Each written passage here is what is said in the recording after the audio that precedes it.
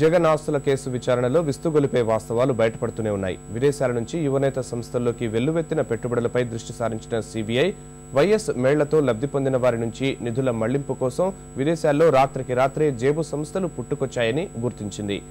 పని కాగానే ఆ సంస్థలు అదృశ్యమవడం అనుమానాలకు బలం చేకూర్చుతున్నాయి. రస్ లైకమా నుంచి విశాఖలోని పెన్నా సిమెంట్స్ మీదుగా యువరాజా వారి సంస్థల్లోకి తరలిన పెట్టుబడులు కూడా ఇలాంటి జేబు సంస్థల్లో నుంచే వచ్చాయని దర్యాప్తు సంస్థ శోధనలో ఒక్కో నిజమే బయటపడుతోంది.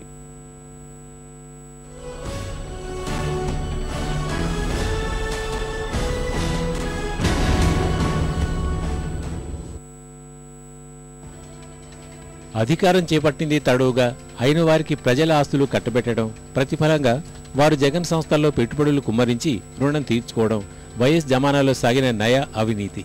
ఇలా పెట్టుబడులు పెట్టిన వారిలో రాజశేఖర రెడ్డి సన్నిహితుడు పెన్నా సిమెంట్స్ ప్రతాప్ రెడ్డి ఒకరు.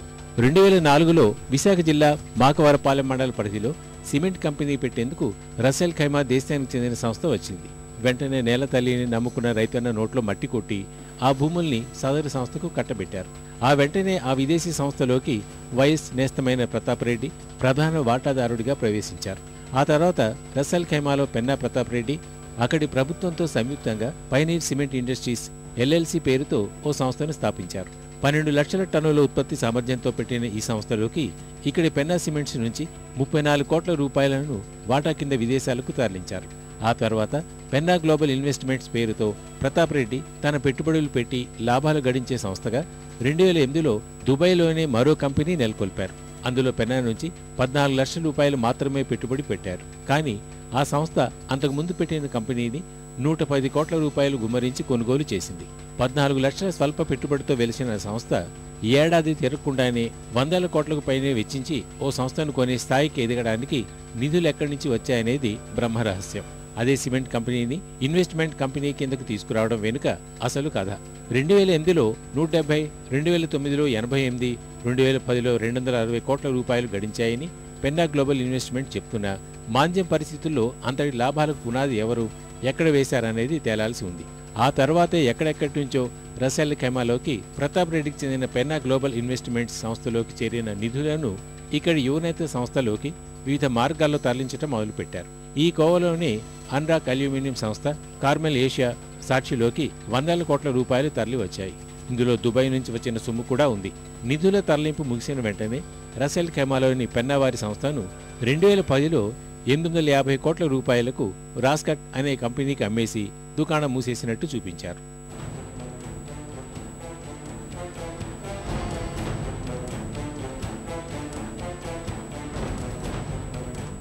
ఇక జగన్ సంస్థల్లోకి నిధులు తరలిన విధానాన్ని పరిశీలిస్తే పెన్నావారి సంస్థ నుంచి 2007లో కార్మెల్ ఏషియా నుంచి వచ్చిన 23 కోట్ల రూపాయలే తర్వాత సాక్షి ఏర్పాటులో కీలక పాత్ర పోషించాయి. పిఆర్ ఎనర్జీ హోల్డింగ్స్ ద్వారా 2009లో జగతి పబ్లికేషన్స్ లోకి వివిధ మార్గాల్లో 2 విడతల్లో 45 కోట్లు తరలి వచ్చాయి. అన్రాక్ అల్యూమినియం ద్వారా 2008-9లో నష్టాల్లో ఉన్న ముంబై కంపెనీ సతీధామ్ సింటెక్స్ లో 1,72,00,000, ఇండో ఇన్వెస్ట్ విజన్ కంపెనీలో 4,10,00,000 పెట్టారు. ఆ తర్వాత సతీధామ్ నుంచి 5, సింటెక్స్ నుంచి 10 కోట్ల రూపాయలు జగతి పబ్లికేషన్స్ లోకి వచ్చాయి. ఈ మొత్తం వ్యవహారంలో వైఎస్ తనదైన శైలిలో ఒప్పందాలు చేసుకుంటూ సొమ్ములకు మూలాలను సృష్టించారు. ఇందులో భాగంగానే వైఎస్ రసెల్ ఖైమాతో 3 ఒప్పందాలు కుదిర్చారు. హైదరాబాద్ సమీపంలో ఎకనామిక్ సిటీ పేరుతో టెండర్లు లేకుండానే ఆ సంస్థకు 2,000 ఎకరాలు కట్టబెట్టారు. అందులో కోనేరు ప్రసాద్, ఆయన 2 కుమారులు డైరెక్టర్లుగా చేరడం అప్పట్లోనే పెద్ద వివాదమైంది. ప్రస్తుత ప్రభుత్వం దీన్ని రద్దు చేసుకునే ప్రయత్నాల్లో ఉంది. గుంటూరు, ప్రకాశం జిల్లాల్లో పారిశ్రామిక పార్కు నిర్మాణం కోసం ప్రభుత్వం తరపున వైఎస్ మరో ఒప్పందం కుదిర్చారు.